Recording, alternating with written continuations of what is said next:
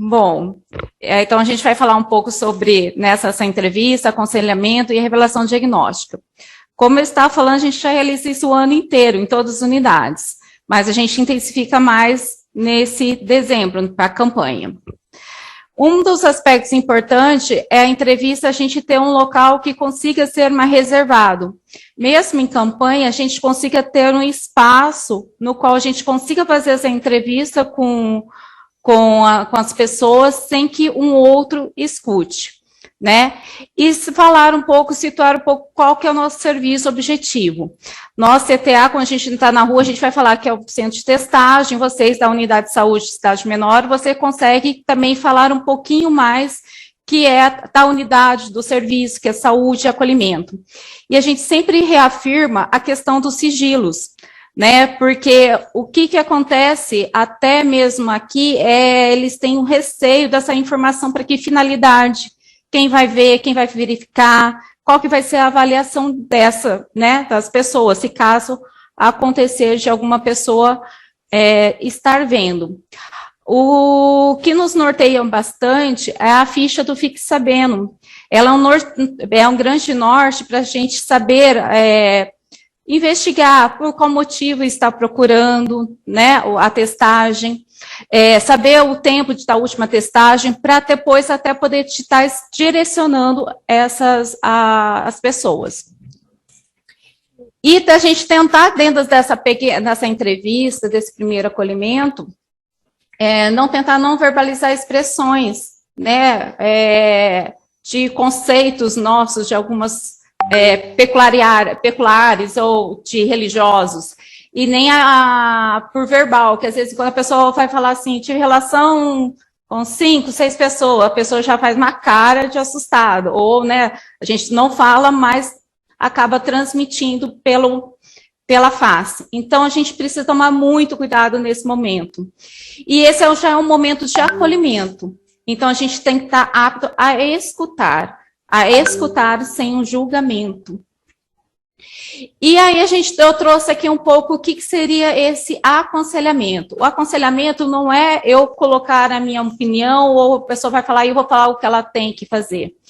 É a gente proporcionar tomada de decisões. O indivíduo vai tomar decisões. A gente vai ofertar dentro a realidade, a situação que ele tem, e a gente dar as possibilidades do qual ele pode estar resolvendo. Principalmente na questão de prevenção. Tanto que a gente tem aí a mandala de prevenção, da prevenção combinada, que aí a gente pode utilizar tanto testagem, PEP, a PrEP, né? Aí esse daí a gente vai estar direcionando, orientando. Muitos não conhecem o que é a profilaxia de PEP, e às vezes quando está na janela imunológica, ou não sabe se acontecer, se ele pode tomar a medicação, né, durante essas 72 horas. E isso vai também dar uma confiabilidade do nosso serviço. E aí ele também pode sanar dúvidas, tirar dúvidas. Então, sempre como o aconselhamento, ele é sempre um diálogo para a gente conseguir trabalhar com essas questões da sexualidade. Eu sei que às vezes na campanha a gente está mais corrido, né? E a gente precisa ser mais ágil, mas a gente pode também ser sucinto nesse primeiro momento. E uma das coisas que a gente tem que ter em antemão da revelação diagnóstica são algumas coisas para poder nortear, tanto sendo positivo ou quanto sendo negativa. Uma delas é saber conhecer bem a janela imunológica, né, das ISTs, porque a gente tem uma janela para o HIV, para sífilis, a hepatites virais, né? Tanto que se a pessoa falar para nós que teve uma relação menos de 72 horas, a gente pode ofertar PEP, são estratégias. Se ela teve, faz 5 dias uma relação e está fazendo a testagem, eu vou falar, não, você não faz mais a testagem? Não, nós executamos a testagem e vamos orientar ela a estar retornando. Então, tudo isso, principalmente para o HIV. E vamos pedir para ela estar retornando depois mais 60 dias, o total de 90 dias da última exposição, por causa das hepatites virais, porque a gente também não pode só recortar ao HIV. Então, a gente também tem que fazer as janelas imunológicas das hepatites virais. O HIV e a sífilis, com 30 dias da última exposição, nós conseguimos já detectar para tratar. Mas as hepatites virais vai ser uma janela mais longa. E aí a gente também está bem claro quais são as formas de transmissão, o que eu tenho de prevenção, porque é nesse momento, nessa retorno, que eu vou conseguir trazer para o paciente ali as estratégias deles de prevenção e orientá-los, tá? Se caso precisar tratar, deixar claro para ele o que é um teste rápido, o que é o teste convencionais. Hoje, muitas pessoas confundem os testes de hemograma, é como se já saísse todos os resultados de HIV, de sífilis, hepatite virais, e não é isso. Então, a gente vai explicar que cada exame ele tem uma finalidade. Cada exame laboratorial eu preciso para saber determinado diagnóstico. Então, se eu não tenho bem claro cada coisa, eu acabo não conseguindo passar a informação necessária para aquela pessoa que veio procurar. E aí eu tenho uma perca, vamos por assim dizer, desse meu paciente, que eu poderia muito bem acolher, ele está numa janela, naquele momento pode estar tendo negativo, mas daqui 15 a 20 dias ele já está positivo, ou para uma sífilis, ou para o HIV, tá? E a gente sempre está explicando o que seria o reagente, o negativo, né, o não reagente, e o indeterminados, que são resultados que a gente entrega. Lembrando que os testes HIV indeterminado, o laudo, a gente não entrega laudo indeterminado. O laudo indeterminado, a gente vai falar um pouquinho mais, a gente vai investigar, vai acompanhar e não entregue laudo de indeterminado. Não existe laudo de indeterminado. E aí, também, nós, dependendo, né, do público-alvo que vai estar vindo, quem eu estou atendendo, como grávida, adolescente, eu também vou colocar ali orientações pertinentes que eu preciso estar falando com eles. Porque cada um tem uma realidade, cada um tem uma vulnerabilidade. Se for uma pessoa que acaba se expondo mais, eu vou ter que trabalhar de uma maneira. Se for uma pessoa que tem mais uso de drogas, eu vou ter que acabar direcionando e orientar de outra maneira nesse momento. Então, eu tenho que ter bem claro quais são meus recursos também, tendo do município, ou mesmo até conversar, porque a gente atende também pessoas de município de fora, onde que a gente pode estar direcionando eles, tá? E a gente sempre está escutando se tem alguma investigação de ST, se tem alguma coisa, e tentar entendê-los se eles conhecem a diferença do HIV e da AIDS. Isso tudo nos alimenta, nos fomenta na nossa decisão e no momento da entrega também do laudo, de poder estar tanto a confiabilidade, a tranquilidade, porque todos os resultados positivos, ele não é angustiante somente pro paciente, é angustiante profissional também. Então, a gente não tem como falar que isso não gera um desconforto, porque a gente está trabalhando com vidas, mudanças de vidas aí. Aqui eu vou falar do aconselhamento pós-teste, né, do HIV, com resultado negativo. Vem o que eu já falei um pouco anteriormente, saber que se ele está em janela imunológica, quanto teve exposição, não com quem foi, né? Mas se rompeu, se teve um rompimento de preservativo, ou não usou preservativo de menos de 30 dias. Por quê? Se ele não usou ou rompeu com menos de 30 dias, eu vou estar pedindo para ele repetir esses testes, né? Se ele me traz que não, eu tive uma relação menos de 72 horas ontem, sem relação, sem preservativo, eu posso ofertar PEP, né, que são as prevenções que nós temos. A PEP eu posso iniciar ali, com a testagem já é um passo, se eu tenho um médico já encaminho, e eu vou encaminhar para onde ele pode pegar as profilaxias, né? Se na cidade vocês estiverem, ou encaminhar tendo o horário nosso para cá. E a gente sempre orientar que aquilo lá não é um diagnóstico definitivo. Se eu tiver qualquer exposição nesse meio do caminho, eu vou sempre estar, né, tendo que estar refazendo. E a gente colocar o teste como igual exame de hemograma, né? A gente parar de olhar os testes como uma dúvida, ou porque eu faço algo, vamos pôr entre parênteses, errado. Não, a gente olhar os testes como uma prevenção a mais, como vem a mandala, ele é uma prevenção. Se eu estou com a minha vida sexualmente ativa, eu tenho que estar realizando eles, mesmo sendo casada, solteira, amamentando, porque são vários estágios que a gente pode detectar aí alguma coisa. Tem várias pessoas que a gente também orienta, ou vem aqui também, casais que querem saber a sorologia primeiro para parar o uso preservativo. Posso fazer isso? Pode, é uma decisão dele. Só que a gente sempre vai orientar que toda orientação a gente usar o preservativo. Porque a gente não sabe do outro, não é colocar a dúvida no outro. A gente sempre tem que trabalhar que a gente tem que prevenir o nosso corpo, cuidar do nosso corpo. E mesmo assim, sabendo a sorologia, isso não impede a gente parar de fazer a testagem. Então, essa testagem ela também tem que ser uma vez no ano. E aí vem uma pergunta. Adolescente, que idade adolescente pode fazer teste? Pelo ECA, o adolescente ele pode procurar a unidade de saúde a partir de 12 anos, né? Passar sem os pais. Só que tem uma ressalva que eu deixo para todo mundo. De 12 até completar 14 anos, se aparecer qualquer adolescente que tenha tido relação, a gente vai ter que comunicar o conselho tutelar, porque isso é considerado como estupro. Mas a gente tem que acolher. De preferência, a revelação diagnóstica. A gente pede para esses, né, que esteja com um adulto, de confiável, porque se caso der positivo, como que a gente vai estar? E outro nó que a gente vê, e a avaliação que está dentro do ECA. Se for alguém, né, que tenha algum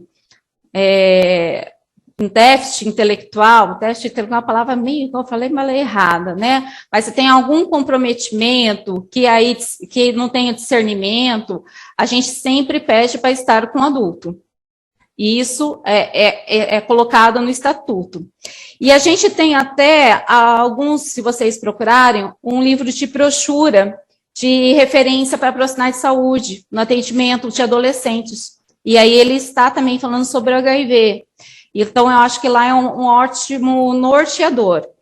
Então, a gente precisa cada vez mais tentar realmente, quando a Ana Paula falou, alcançar os jovens. A gente tem vários públicos vulneráveis, desde adolescente, mais jovens, tem os idosos que estão com a vida mais sexual agora. Então, a gente tem que focar. E se a gente tenta mudar esse olhar com o jovem, com o adolescente da testagem, a gente consegue também testar mais cedo. O nosso índice está cada vez aumentando, descoberto diagnóstico tardio, com 24 anos. E ele já começou com essa vida sexual bem antes. Então, a gente precisa estar conseguindo iniciar essa testagem, além de outras prevenções, colocar ela como natural bem antes. E dentro dessa revelação, mesmo sendo negativa, a gente sempre tem que avaliar os riscos, a redução de danos, e para poder orientá-los. Não é julgar, é orientar. Orientar não quer dizer que eu concordo com o que eles estejam fazendo. Orientar é eles terem conhecimento do que pode prevenção, qual a vacina da hepatite B, a testagem, o uso do preservativo, a PEP, a PrEP, né? Se for usuário de droga, não compartilhar seringa, a gente fazer essas orientações. Não quer dizer que eu concordo com aquilo, mas eu oriento de uma maneira no qual ele saiba se ele vai realizar essa prevenção ou comportamental ou bioquímica. Aí a gente também tem os resultados, qual eu falei, indeterminados. Os indeterminados, um HIV deu positivo e outro deu negativo. Uma das primeiras coisas que nós vamos refazer é seguir o fluxograma, é refazer novamente os testes, a prova e contraprova. Persistindo isso, a gente também vai ouvir se ele está em uma janela, porque se ele estiver com 15 a 20 dias, ele pode estar numa soroconversão. Então, a gente já vai pedir para ele retornar com 15 dias. E posso pedir já o sorológico, o exame, Elisa? Posso estar pedindo. Mas muitos, quando já estão na conversão, daqui a uns 15 dias, se você refaz os testes, os dois podem já estar positivo, tanto a prova e contraprova. Se o ELISA vir negativo, eu não preciso fazer? Não, gente, faça daqui a 15 dias os testes rápidos. Porque pode também que nos exames laboratoriais ainda não ter tempo de ter detectado. Então, a gente repete. Ah, Glaucia, fiz lá, persiste o indeterminado. Pode ser um falso negativo? Sim, pode ser um falso negativo. Tanto que a gente tem algumas coisas que pode alterar os exames. Gestação, doença autoimune, reumatoides, pode alterar. Contudo, eu vou encaminhar para o médico para ele fazer uma investigação e a gente vai estar acompanhando. Mas isso eu tenho que estar bem claro para eu não desesperar e não desesperar também a pessoa que está ali na minha frente, né? Então, a gente vai reforçar que nesse período ela precisa estar, né, também realizando a relação segura, ver se ela já tem o parceiro, quem são esses parceiros, se ele pode estar vindo fazer essa testagem também, né? Então, a gente também vai fazer toda essa busca ativa aí, dessas relações que ela tem aí, tá? E aí sempre discutir a importância ela estar retornando para a gente fazer esse monitoramento e fechamento. É uma angústia tanto para a pessoa, mas também é uma angústia profissional. A gente fica angustiado, mas a gente tem que tentar segurar essa situação para deixar o outro cada vez mais seguro e tranquilo e confiar no que nós estamos dizendo e tentar sanar dúvida deles naquele momento. Uma das coisas assim complicadas, principalmente do diagnóstico do HIV, que é uma infecção sexualmente transmissível, então a gente já sabe todas as questões que tem em cima, né, por ser uma infecção sexualmente transmissíveis. Ela hoje, o HIV, ela não está direcionada mais só a uma faixa etária ou um público-alvo, só o HSH. Hoje a gente tem todas as faixas etárias, a gente tem vários grupos vulneráveis. Então, hoje a gente tem um leque muito grande. Então, a gente tem que tentar alcançar várias instâncias e vários grupos populacionais, que eles já não estão mais, vamos pôr, não é da maneira que ele veio no início, que já ficou taxado, né, doença de gay. Não é. Hoje nós encontramos em adolescentes, encontramos em idosos, jovens, classe alta, baixa, média, alta, não tem um perfil só daquela lá. Nós hoje encontramos em todos. Então, assim, a gente tem que quebrar alguns olhares. Tem pessoas que são casadas, descobrem no casamento. Então, assim, a gente tem que ampliar os olhares. Gestante está acompanhando, está parceiro fixo, mesmo a amamentação, depois, gente, façam do mesmo jeito, que eu falo assim, não é dúvida, é monitoramento, é cuidado com o próprio corpo. Não quer dizer que eu estou duvidando do outro. A testagem, ela está muito mais aliada a mim. Então, eu sei de mim e uma maneira que eu faço para me prevenir. Já que eu, ou decidi não usar preservativo, eu uso preservativo. Vou fazer a testagem? Faço. Tanto que hoje, pelo CRT, ele antigamente fala assim, parceiro fixo, usar sem preservativo, fazer uma vez no ano. Não, hoje ele não fala mais isso. Quantas vezes a pessoa quiser fazer, faça o teste. Não tem problema, refaça. Pede para voltar daqui 6 meses, não tem problema nenhum. Uma das coisas também que o HIV/AIDS tem muita coisa são o preconceito, a discriminação, a exclusão, o sofrimento que eles sofrem muitas vezes em silêncio, calado, por não ter com quem falar, porque eles se sentem muito excluídos, né? E revelaram muitas vezes ter receio, né? Da avaliação de perda. Ele já tem uma perda simbólica e real do corpo como perda, né? Muitas vezes eles acham que não pode mais pertencer àquele grupo que antes eram. Então, assim, são várias coisas que parecem, hoje está tranquila? Não, ainda não está tranquila. A gente tem vários ainda que ainda trazem essas características. E a infecção de todo, né, que ele tem, ele traz ainda todas essas questões ainda que parece, não é assim, sim, ainda trazem. Então, tem uma morte social, porque eles muitas vezes vão se isolar, como eu falei, e sempre achar que já logo vai morrer. Ainda tem muito isso. Muitos, quando descobrem o diagnóstico, perguntam, quando eu vou começar? Mas, vamos, calma, vamos conhecer primeiro, vamos falar sobre o HIV? O que você conhece? Tentar acalmar, não que ele não possa iniciar a medicação. Então, voltei, desculpa.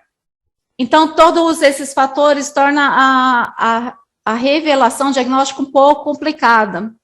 E a gente tem que ter um tato muito grande. Glaucia, só psicólogo vai poder falar? Não. Primeiro que eu tenho que ter um ambiente tranquilo, onde que seja sigiloso.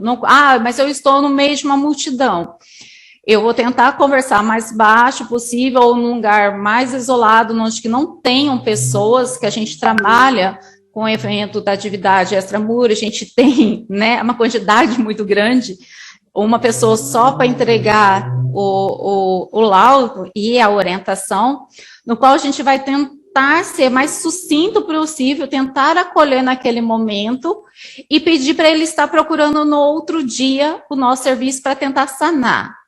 Quando eu estou numa unidade, vamos pular isso daqui, o tempo ele fica já num lugar mais tranquilo. Tranquilo, assim, eu tenho um ambiente mais adequado, eu tenho um ambiente mais reservado. Ou se eu não tenho, eu vou procurar um lugar, falar assim, opa, calma aí. Eu vou procurar um lugar no qual eu possa entregar todos os laudos, tá? Daí não fica sendo só todos os laudos no qual eu tenho uma privacidade. E ali eu consigo tentar sanar algumas dúvidas e tentar dar um olhar com a comunicação verbal, com um olhar de coitadinho, nem fala de coitadinho. A gente precisa passar as informações bem claras e também dependendo como o paciente vai estar naquele momento. Tem hora que ele não quer falar e a gente vai ter que respeitar. Então, sempre assim, considerar a capacidade emocional. Se ele está muito chorando, não adianta a gente se esperar, falar, não chora, ou você pega um papel, ou pega uma água, se conseguir, vai lá, tenta para você acalmar, entrega, deixa ele um momento, se ele precisar chorar, ele vai chorar. Muitas vezes eu pergunto para o paciente se ele conhece sobre o que é o HIV, o que é a AIDS, ou o que ele conhece, porque com essa fala, muitas vezes, a gente vai conseguir trabalhar com esse paciente até o que ele conhece. E eu falo assim, tentar reduzir um pouco a nossa fala, para a gente ficar com uma ânsia de tentar acolher, falar muitas coisas, mas eu falo assim que muitos acabam nem escutando, eles estão tão angustiados ou tão nervosos que muitas coisas que a gente vai falar naquele primeiro momento, eles não estão conseguindo ouvir, não que eles não ouviram, ouvir, mas muitas vezes eles não conseguem codificar todas aquelas informações que a gente deseja passar naquele momento. Então, a gente tentar respirar fundo, ver o que ele conhece, ver como que ele está naquele momento, perguntar se ele quer conversar no outro momento também, depois, deixar você sempre como referência, colocar que hoje uma infecção que tem tratamento, que tem qualidade de vida, não é significar morte.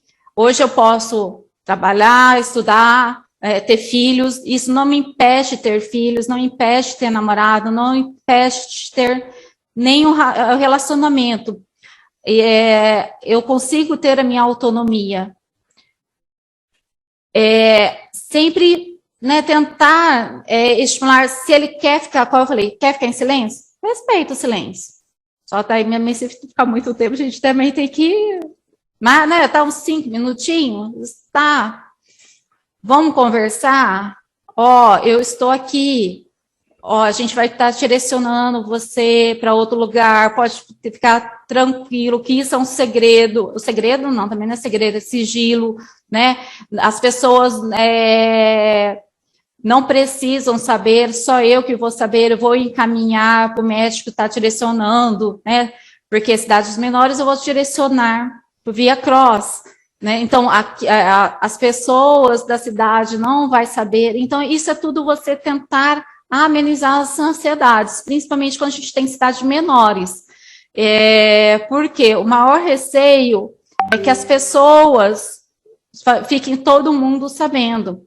E a gente atende várias pessoas que vêm de município menores, que vêm fazer aqui, por eles terem esse mito, esse receio, que o profissional que vai fazer, com aquela informação, o que ele vai fazer, se vai passar, se vai julgar. Então, assim, os imaginários são imensos. Tem pessoas que acham que só porque está na rua, as pessoas já sabem que ela é soro positivo. Então, são coisas que a gente precisa ir trabalhando com eles aos poucos. Ah, Glaucia, eu vou conseguir trabalhar tudo isso naquele momento? Não. Eu vou ter que ver essa sensibilidade, eu não passar meus julgamentos de valores e conseguir acolher e deixar claro que você é o profissional que ele pode estar procurando em qualquer momento para tirar outras dúvidas. No outro dia você vai ter o telefone, eu posso te ligar no outro dia para saber como você está, ou você vem aqui para nós conversarmos. Então, assim, são todas coisas que vai tentando tranquilizar. O que eu percebo principalmente com as mulheres, elas já perdem, tipo assim, eu não posso mais ter filho, ninguém vai querer saber de mim. Então, a gente fala, ó, vamos cada coisa no seu lugar, cada coisa no seu tempo. Vamos primeiro pensar agora como a gente vai começar para se cuidar. A gente vai agendar, vamos fazer isso. Você vem aqui, a gente vai conversando aos poucos. Ou vou te encaminhar para um profissional. Na cidade de vocês tem um psicólogo? Posso te encaminhar para um psicólogo? Ou posso caminhar para a médica conversar com você e tirar algumas dúvidas? Isso tudo faz parte de um acolhimento, no qual eles vão tentar sentir, não, esses profissionais, se eu conversar, eles vão saber, só que vai ficar somente entre eles, não vai perpassar, não vai saber para outras pessoas. Aí a gente tenta sanar, ou você deixa como referência. Você vem aqui amanhã, a gente conversa, acalma, tem algum familiar que você possa, que eu possa estar, ou você contando, ou revelando. Tem muitos que não vai querer falar para a família, tem muitos que são anos e anos aqui, que tem diagnóstico sozinho. Sozinho, assim, só o nosso serviço de saúde. Pai, mãe não sabe, irmão não sabe. Então, quem é a referência e o suporte, muitas vezes, somos nós. Então, a gente precisa, até você fala assim, eu já tenho tanta coisa na minha unidade, mas, às vezes, é importante isso, porque isso também faz com que eles se sintam tranquilos e a gente tem que ver se ele chegou até lá o tratamento dele, para ele não se perder. E se a gente passa toda essa informação e tranquilidade, mostra essa preocupação com eles, sem se assustar, eles vão... Tem paciente que some. A gente tenta ligar, depois a gente espera mais um tempo, tenta ligar. Só no Mantos a gente, comunidade de saúde, conversar com eles, tá? Vai lá você fazer visita, ou tenta ligar, porque mesmo se você pediu o agente comunitário e falar assim, a enfermeira falou que quer falar com você, ele já vai entrar no imaginário achando que você contou, revelou alguma coisa para aquele para aquele profissional. Isso está muito mais no imaginário. Então, a gente, por segurança, medo, receio, medo de ser discriminado, isso ainda existe muito. Não tem como a gente não considerar isso. Então, a gente precisa também conseguir acolhê-los, né? Ah, vou ficar 2 horas? Depende, se eu conseguir ficar meia hora com o paciente, se não tiver ninguém aqui nem matando, eu tento ficar meia hora. Ou eu falo assim, ó, hoje eu não vou conseguir te passar todas as informações ou conversar mais com você. Vamos marcar amanhã ou depois de você vir aqui? Você fala que precisa de alguma outra coisa, eu nem vou falar, a gente marca o tal horário que vai já estar perto do final do dia e eu consigo te escutar. Isso já é uma maneira de você dispersar toda a situação e acolher o paciente ali também, tá? E colocar para ele que ali não acabou. Ele tem sonhos e projetos que podem e devem ser seguidos, né? Que ali a gente vai ter que tratar e a vida dele vai seguir da mesma maneira, com estudo, né? Só que ele vai ter algumas mudanças aí referente a tanto a comportamento, a se cuidar, a medicação, que vai estar atrelada, exames que sempre vão estar sendo periódicos, né? A estar realizando, mas e a vida sexual, que ele vai ter que cuidar cada vez mais. O uso do preservativo, eu sempre falo, não é só para ele não transmitir, vamos por assim dizer, que o pessoal coloca. O uso do preservativo para ele é uma prevenção também, porque tem as outras ISTs, pode ter uma pessoa que tem uma carga viral que ela nem saiba que tem o HIV, e é onde que a gente tem várias transmissões, e ele pode ter, sim, mesmo tomando medicação, estando indetectável, ter problema em relação a isso com uma pessoa que está com a carga viral alta, que ela não saiba. Então, essa prevenção também do uso preservativo é dele, pessoal, não é que a gente só foca em uma coisa, não. A prevenção, quando eu falo do preservativo, de pessoas vivendo com HIV ou não vivendo com HIV, está nessa prevenção individual minha, que eu não tenho que esperar o outro, porque tem as outras ISTs aí, tem a sífilis, tem a hepatite, tem também quem está com carga viral alta, que a gente nem sabe como que está e pode complicar. Como eu falei, investigar se ele tem algum familiar que pode ter de apoio. A gente tentar estimular, contar, mas uma pessoa que ele tenha muita confiança, que sabe como que vai ser. Se não tem, dê o tempo a ele. Se que seja você a pessoa de poder estar orientando, dando suporte. A gente sempre fala para estar procurando informações em sites seguros, né, em ONGs, lugares seguros, não por qualquer coisa procurar informações aleatórias. Então, sites médicos, do CRT, coisas que realmente vão estar falando todo tratamento, todo cuidado, porque muitas pessoas, às vezes, quando trazem lá que é só, né, fazer tal coisa, que vai ser curado do HIV, e às vezes as pessoas perdem o segmento por acreditar nisso. Então a gente sempre fala, tem qualquer dúvida? Procura um profissional, procura um médico, me procura, que eu não sei, eu vou pedir informação, ou tem o CRT, o centro de referência lá, que é do HIV, procure esses sites, não sites que passam informações não verídicas, né? Hoje a gente tem muitas pessoas que são soropositivas, que estão em blog aí, que vêm falando, vêm expondo, vêm falando coisas muito importantes, positivas, para as pessoas, né, tá se cuidando, para saber, onde muitos seguem, né, ou veem esse material também, que é uma parte que fortalece bastante. Valorizar sempre o tratamento, o quanto o tratamento hoje é importante, o quanto isso dá qualidade de vida. Tratar, estar em tratamento, indetectável, qual intransmissível, é qualidade de vida, sim. A gente consegue se ter aí anos e anos, tanto que a gente já tem pessoas que foi de transmissão vertical, que estão com 25 anos aí, estão muito bem, obrigado, que tem qualidade de vida, então a gente consegue isso.